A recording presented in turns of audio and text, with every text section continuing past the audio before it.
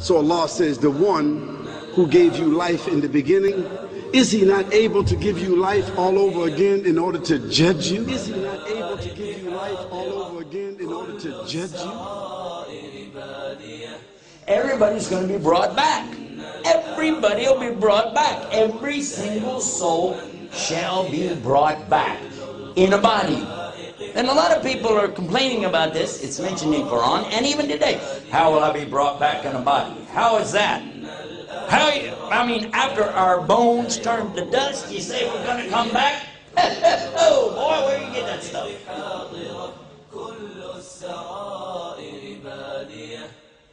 But who created you in the first place?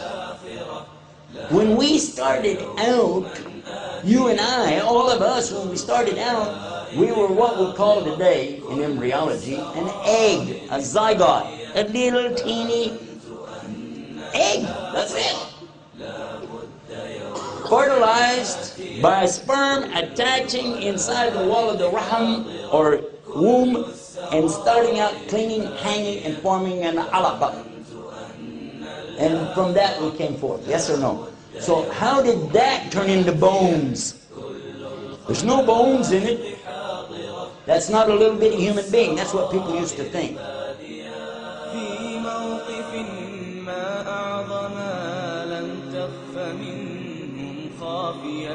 والهول فيهم قد بدا الشمس منهم دانية في موقف ما أعظم لم تخف منهم خافية والهول فيهم قد بدا الشمس منهم دانية لا ذل إلا ذله فيه النفوس الزادية بشرى لنفس آمنت في موقف ما أعظم لم تخف منهم خافية والهول فيهم قد بدا الشمس منهم دانية في موقف ما أعظم لم تخف منهم خافية والهول فيهم قد بدا الشمس منهم دانية لا ذل إلا ذله فيه النفوس الزادية بشرى لنفس آمنت في موقف ما أعظم لم تخف منهم خافية والهول فيهم قد بدا الشمس منهم دانية في موقف ما أعظم لم تخف منهم خافية والهول فيهم قد بدا الشمس منهم دانية لا ذل إلا ذله فيه النفوس الزادية بشرى لنفس آمنت في موقف ما أعظم لم تخف منهم خافية والهول فيهم قد بدا الشمس منهم دانية في موقف ما أعظم لم تخف منهم خافية والهول فيهم قد بدا الشمس منهم دانية لا ذل إلا ذله. The only reasonable conclusion is that these descriptions were revealed to Muhammad from God. 400 years ago in the West, nobody had a clue. 1400 years ago, Allah clearly spelled it out from the time we are conceived inside of our mothers, the trimesters, the development, the in shape, out of shape, all of the shapes, even talking about our hearing develops before our eyes. All of this is in the Quran as a sign. All of this is in the Quran as a sign. But everything of the body, he said, will decay, will be decomposed, except the coccyx bone. Except the coccyx bone. Except the coccyx bone. كل السرائر بادية آمنت أن الآخرة لا بد يوما آتية كل الخلائق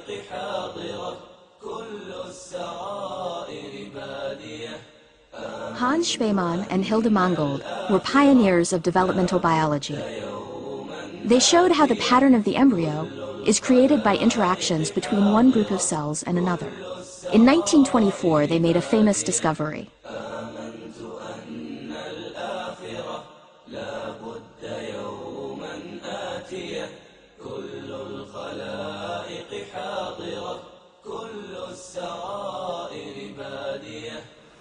After his experiments on the primitive streak and node, he found that those organized the creation of the fetus, so he called them the primary organizer. In 1924, they made a famous discovery. They found that a small piece of tissue called the organizer, taken from a specific site in the early frog embryo and transplanted to another embryo, could control the behavior of neighboring cells and direct the formation of an entire body axis.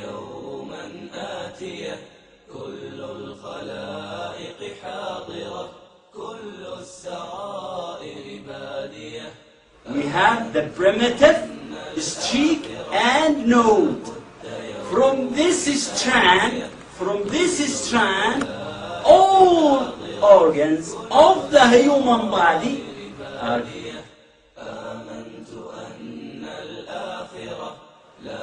the remain of this primitive streak and node formed the coccyx at the end of the vertebral column.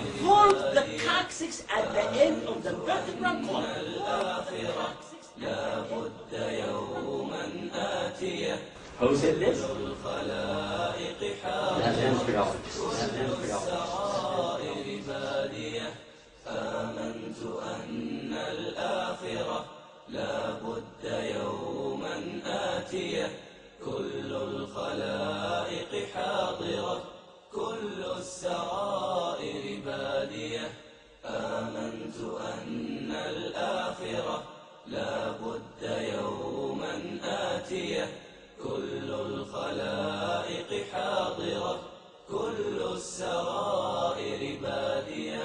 في موقف ما أعظم لم تخف منهم خافية والهول فيهم قد بدا الشمس منهم دانية في موقف ما أعظم لم تخف منهم خافية والهول فيهم قد بدا الشمس منهم دانية لا ذل إلا ذله فيه النفوس الزادية بشرى لنفس آمنت في موقف ما أعظم لم تخف منهم خافية والهول فيهم قد بدا الشمس منهم دانية في موقف ما أعظم لم تخف منهم خافية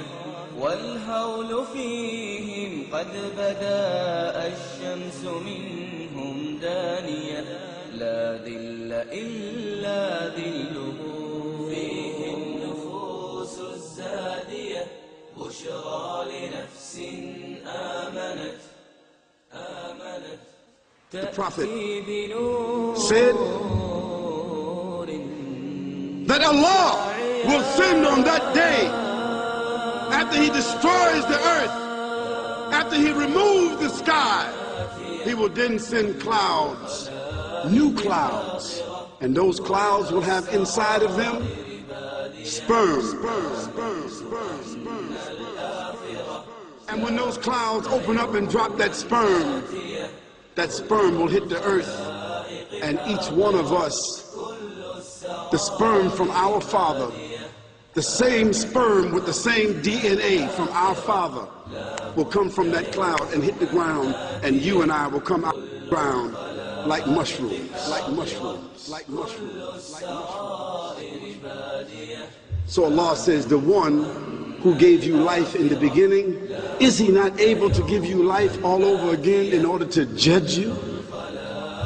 Yes, certainly. You may want to deny it because you don't want to be judged, because you don't want to be judged, because you don't want to be judged, because you don't want to be judged, because you don't want to be judged. كل الخلائق حاضرة كل السرائر بادية. بسم الله الرحمن الرحيم. لا أقسم بيوم القيامة ولا أقسم بالنفس اللوامة أيحسب الإنسان أن لن نجمع عظامه بلى قادرين على أن نسوي بنانه بل يريد الإنسان ليفجر أمامه يسأل أيان يوم القيامة فإذا برق البصر وخسف القمر وجمع الشمس والقمر يقول الإنسان يومئذ أين المفر يقول الإنسان يومئذ أين المفر كلا لا وزر إلى ربك يومئذ المستقر ينبأ الإنسان يومئذ بما قدم وأخر بل الإنسان على نفسه بصيرة ولو ألقى معاذيره